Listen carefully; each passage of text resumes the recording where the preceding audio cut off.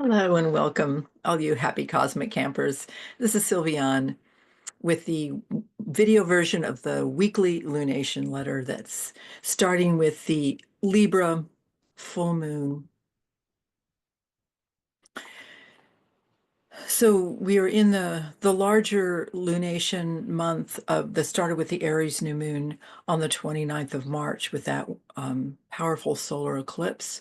And we've now reached this third quarter or the full moon point where the moon in Libra is opposite to the sun in Aries. And so I'm going to be talking about the astrological and astronomical some of the highlights for this coming week from through the lens of totems astrology. So we'll end with that last quarter moon in Aquarius on the 21st of April. So here is the chart for the Libra full moon, and it's actually going to be on the 12th in the US. These charts are run for universal time, which is right now is 7 hours later than Pacific Daylight Time. So just in case those of you who want to do the calculations, you can do that. And remember, on the charts, ignore the angles of the charts, the ascendant, descendant, and the midheaven, because that's dependent upon where you are in the world. So we're just looking at the planetary configurations and the degrees. So this Libra new moon, you can see this is just looking at it visually, even if you didn't know much about astrology, you've got the moon in Libra. And of course, whenever we have a full moon, we're talking about the whole polarity. So you have the sun in Aries, opposite to it, almost exactly conjunct Chiron. And then you've also got Eris there, very close, the asteroid goddess, that principle of discord.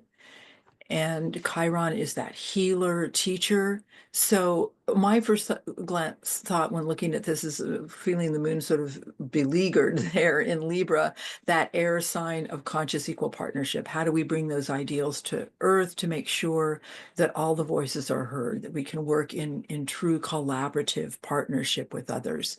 And of course, it is illuminating and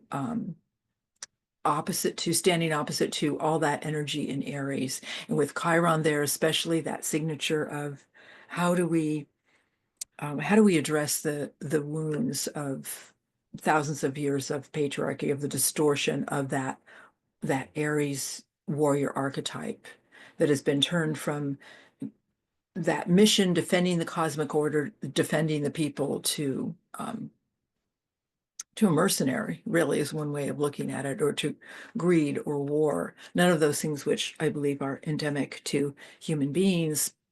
And at this time that we're living, have been living in the darkness of the Kali Yuga, all those things have been certainly at play. So all that's coming up here in this Libra full moon.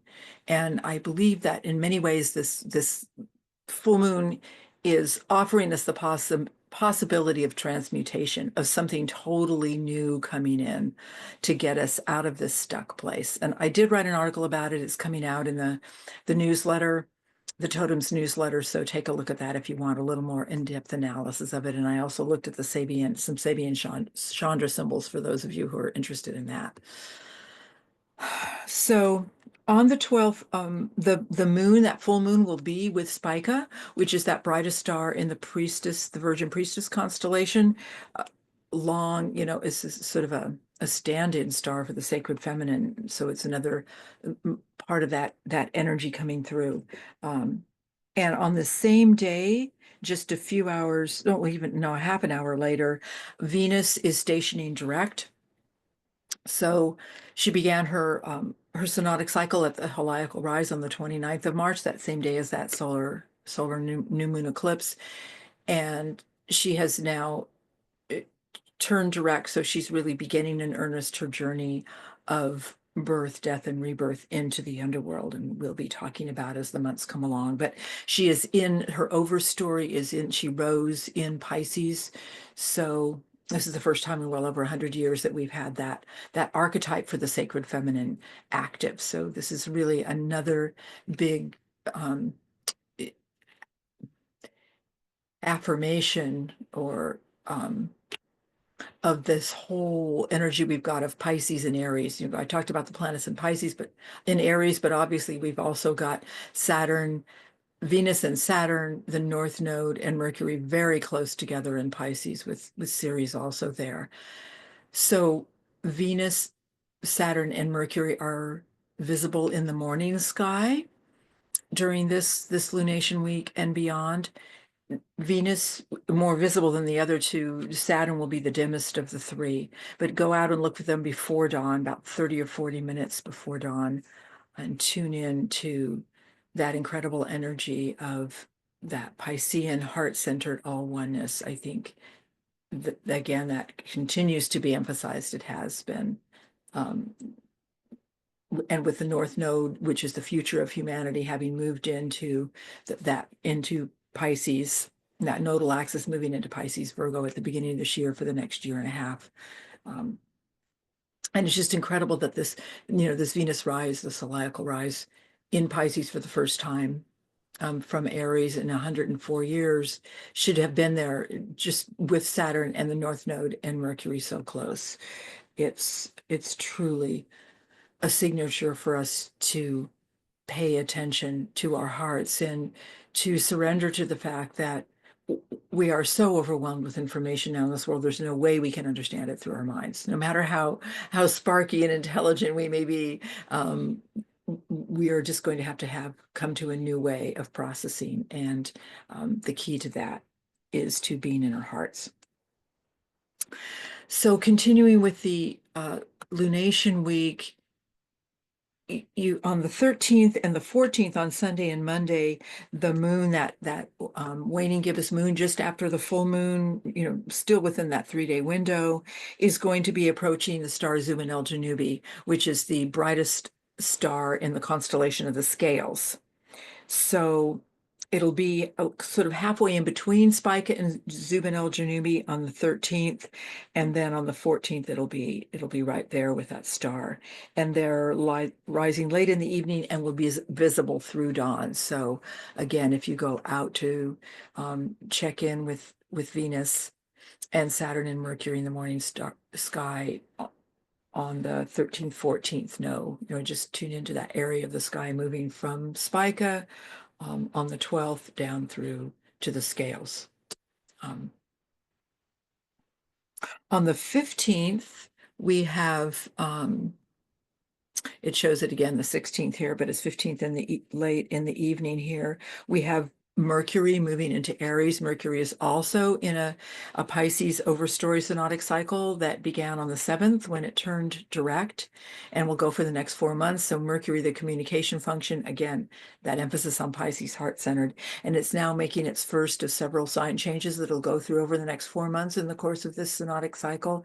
And so it's moving into Aries. So again, that heart-centered communication, what does it have to learn from that Aries direct knowing? And I think this is another emphasis, affirmation that the universe is conspiring to have us trust our own intuitions, to practice that as we follow our heart. But it's also, I think we're all getting intuitions, but things are so volatile and so in flux that we may not know all the pieces. We don't know how it fits together. And it's surrendering to things are maybe not working the way we've always expected them to. And the more that we can trust that flow and our own flow, even though it seems not entirely clear, if we drop into our hearts and something telling us this is what my intuition's telling me to do, is to follow that to the best of our ability and trust that what will unfold from that. In the early morning hours on the 16th and the 17th, you see we got Mercury conjuncting Neptune here on the 16th, but that moon, that waning gibbous moon, is going to be with the red star and Antares, which is the heart of the Scorpion constellation. And that'll be, again, available in those early morning hours on Wednesday morning and then Thursday morning. And on Thursday morning, Mars goes into Leo. Well, this is actually Thursday evening, 8:21 p.m., and it shows it here Friday morning. So Mars has been in It spent 5 of the last 7 months in Cancer. So it began this synodic cycle in January 15th in Cancer, but it was in Cancer at the end of the last synodic cycle, and it dropped into Leo for about 2 months and went back to Cancer. And then when it started the synodic cycle, it was retrograde, um, kind of the closest and brightest that it gets to us. So in this, Mars is also in an overstory with water sign, but instead of Pisces, it's Cancer, responsible nurturing of a seed until it grows to its own fulfillment. So on the world stage, we all collectively are exploring what is that authentic masculine version of Cancer, of that nurturing Cancer. And I believe that this is really important, this interplay between Cancer and Leo, because it's being reminded that we need to be sourced on our own sovereignty, our own sense of creativity and radical, radiant self-love in order to really be able to nurture and build that safe container to the fullest extent. So Mars is just entering into that challenge and um, that learning. Then on the 18th, on Friday, the moon um, the moon will be in Sag at galactic center. So I'm just going to stop sharing here.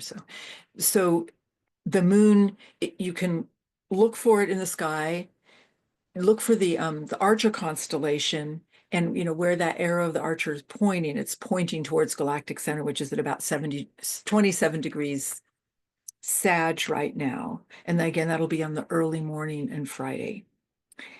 And then on the 19th, by Saturday, it will have moved further into the stars of the Archer, and it'll, moving into the sign of Capricorn. So, because remember, the signs and the constellations are not the same thing. And so that the moon has been out of bounds since will be out of bounds from the middle of this week until the end of this lunation with that last quarter moon. So moon out of bounds, a time again to think outside the box, to give yourself permission um, to not follow the dominant paradigm, but rather the promptings of your own heart. And on that same day, on Saturday, the sun moves into Taurus. So we're in the Taurus zodiac month that happens every year around this time, that wonderful time of coming from the end of spring and into the beginnings of summer. And on that same day, Mars is trining Neptune. So again, this harmonious relationship, Mars in the first degree of Leo and Neptune in the first degree of Aries. So there's this sparkiness to it, and that Mars energy wanting to carry forward, go out into the world, and Neptune dreams and visions. So tuning in, what are my pioneering dreams of visions, and how can I use that enthusiasm of what I truly care about to carry those forward. So again, if you can look for Mars in the night sky when you go out after sunset all this week, and in through the end of the month and beyond. Mars right now is at sunset. If you go out, Jupiter is right overhead. Mars is not too far behind on the ecliptic, and Mars is just near those, just passing not Procyon, I'm sorry, Pollux and Castor, the two bright stars of the Twins constellation, and Procyon is just down below him. So again, if you tune into that, you can tune into that for information, whatever messages Mars may have for you. And if you look at that Betelgeuse, the red star, in that shoulder of Orion, and then Sirius, the dog star that follows it, and then Procyon, they make a triangle in the sky. So, and that whole area of this, it's a generative area of the sky. So it's a wonderful asterism to tune into. And then we come to the end of our lunation week on Sunday, April 20th, with that last quarter moon, the moon at 1 degree of Aquarius, and the sun again having just moved into Taurus at 1 degree of Taurus. So we're coming to that last decision point in this whole lunation month. We've had the fullness of that Libra full moon at the beginning of this week and by the end of this coming lunation week, then it's going to be this time to begin that process of evaluation of this last week of lunation. What have I brought to fullness? What do I have to celebrate? What do I have to learn from that, from what I've accomplished, and also from what maybe didn't get done or didn't happen the way I thought that it might? And again, not from a place of judgment or shame, which we seem to so easily go into, especially with ourselves, but taking that Aquarian big picture view and standing back. And again, with Aquarius, I really feel that one of the main themes of this full moon and this lunation is the possibility of transformation and of mutation in ways that we could not see, we could not have seen ahead of time. And in order to do that, we have to be able to surrender to our old ways of thinking of being or how we expect things to be, because it's just not going to be that way anymore. We're at the beginning and ending of a 26,000-year cycle, this time of radical change on the planet. So it's and that again, that deep composting, this is a power it's a powerful square, that last quarter square, because the moon is going to be with Pluto. It's exact with it a few hours later after that last quarter moon at 3 degrees of Aquarius. So again, that big picture. And Pluto unearths that which maybe has been hidden and no one wants to really look at it, to really empower us. We can't be empowered. Our secrets in the energy we're holding back disempower us. It's an interference with that natural um, radiance and essence that wants to come through. So um, it's this time of surrendering, giving ourselves permission to feel all the feelings, giving ourselves permission to grieve that things aren't the way they have been and all that we've lost, not just in our lifetimes, but over the centuries, the millennia, I would say. And we've talked a lot about the work of Dave Misra, and if he's really correct in his calculations, that we have come out of the Kali Yuga. We're now coming out of the ascending Kali Yuga on that March equinox of this year of 2025. And so even though we have this huge period of reset ahead of us and cleansing, and there's certainly going to be a lot of intensity and a lot more loss, I do believe there's a way in which palpably we can feel this energy that things are moving in the forward direction. And so, again, to give ourselves permission to take that Aries energy and bravely go forth, trusting our own intuitions, so that we can clear out our attachments to how we think things ought to be, to give space so that when that new mutation, when that thing we couldn't have predicted comes in, we're ready to embrace it and wholeheartedly follow where it leads us. So those are my thoughts for this Lunation week. Thank you so much for tuning in, and I'll see you next week. Bye-bye.